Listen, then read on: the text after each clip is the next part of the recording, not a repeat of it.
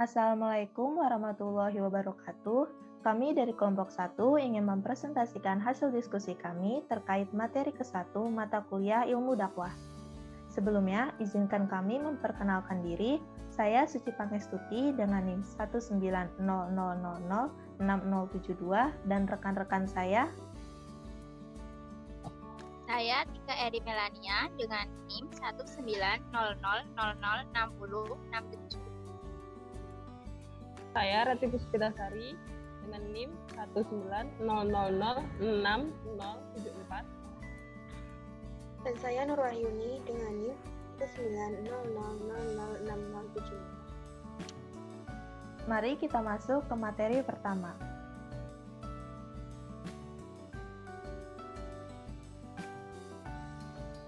Materi yang pertama yaitu pengertian dakwah.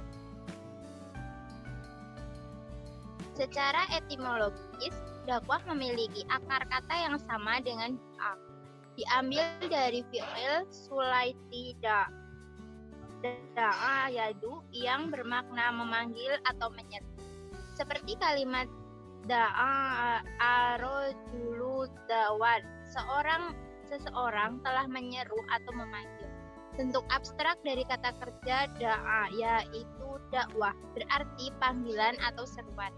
Pelakunya disebut dengan da'i atau da'iyah, penyeru dengan bentuk jamak duat atau para penyeru.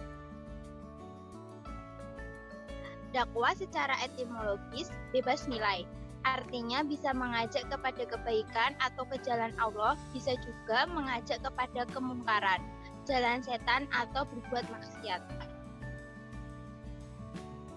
Secara terminologi, dakwah dapat dimaknai sebagai seruan kepada seseorang atau sekelompok manusia untuk mengimani suatu perkara, disertai perintah untuk melakukan atau meninggalkan suatu perbuatan atas perkara tersebut. Menurut para ahli, yang pertama itu ada Tiha Yahya Omar.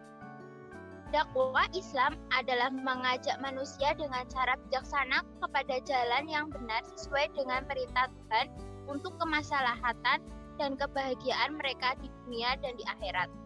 Yang kedua, menurut Syekh Muhammad Al-Ghazali dalam Al-Bayuni 1993-15. Dakwah adalah program sempurna yang menghimpun semua pengetahuan yang dibutuhkan oleh manusia di semua bidang, supaya ia dapat memahami tujuan hidupnya serta menyelidiki petunjuk jalan yang mengarahkannya menjadi orang-orang yang mendapat petunjuk. 2. Hukum berdakwah. Dalam Al-Quran dijelaskan di dalam Surah Ali Imran ayat 104 yang berbunyi A'udzubillahi minasyaitonirrajim Bismillahirrahmanirrahim. Wal taqum ummatun yad'una illa khairi wa ya'muruna bil ma'rufi wa yanhauna 'anil munkar wa ulaika humul muflihun. Yang artinya, dan hendaklah ada di antara kamu segolongan umat yang menyeru kepada kebajikan, menyeru kepada yang ma'ruf dan yang mencegah yang mungkar. Merekalah orang-orang yang beruntung. Kedua, terdapat di dalam surah An-Nahl ayat 125 yang artinya, serulah manusia kepada jalan Tuhanmu dengan hikmah dan pelajaran yang baik, dan bantalah mereka dengan cara yang baik. Sesungguhnya Tuhanmu dialah yang lebih mengetahui tentang siapa yang tersesat dari jalannya, dan dialah yang lebih mengetahui orang-orang yang mendapatkan petunjuk.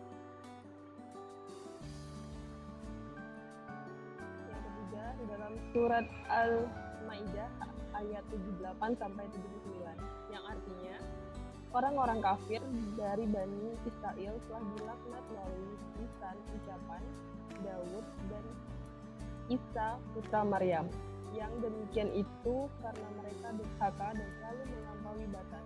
Mereka tidak saling mencegah perbuatan mungkar yang selalu mereka mereka perbuat. Sungguh, sangat buruk apa yang mereka perbuat.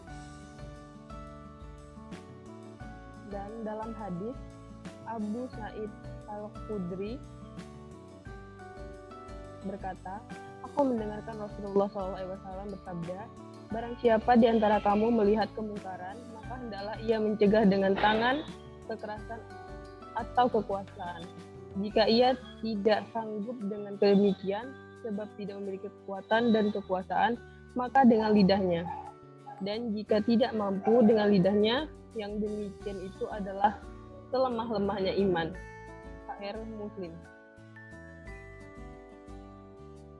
Hadis yang kedua, yang artinya, maka hendaklah yang menyaksikan dari di antara kamu menyampaikan kepada yang tidak hadir, karena boleh jadi yang hadir itu menyampaikannya kepada orang.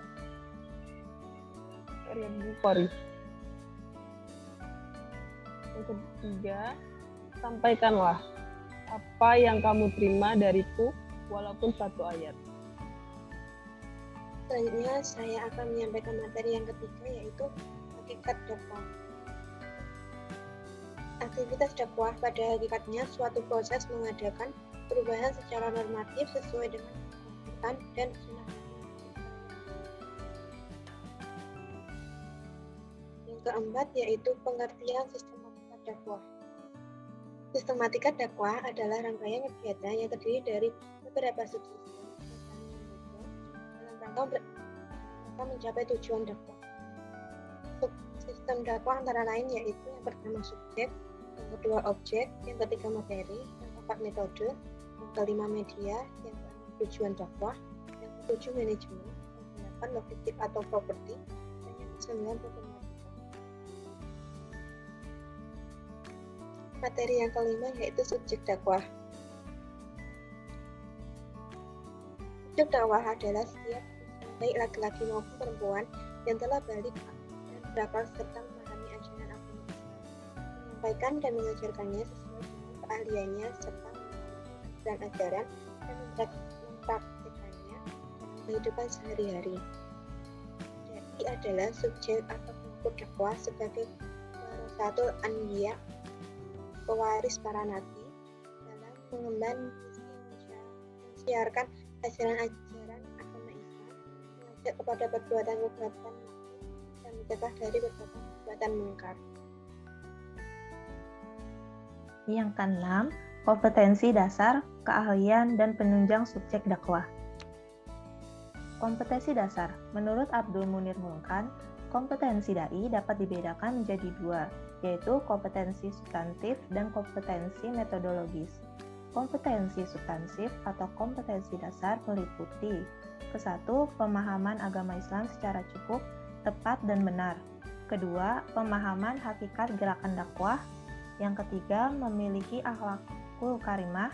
Yang keempat, mengetahui perkembangan ilmu pengetahuan umum yang relatif luas. Yang kelima, mencintai audiens dengan tulus. Yang keenam, mengenal kondisi lingkungan dengan baik. Yang ketujuh, memiliki rasa ikhlas liwajilah. Keahlian. Yang pertama, dai harus mengidentifikasi permasalahan dakwah yang dihadapi.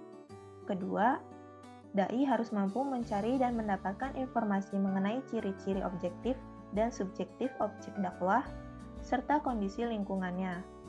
Ketiga, berdasarkan informasi yang diperoleh, dai harus mampu menyusun langkah perencanaan kegiatan dakwah sesuai dengan pemecahan permasalahan yang ada. Keempat, kemampuan untuk merealisasikan perencanaan tersebut dalam pelaksanaan kegiatan dakwah.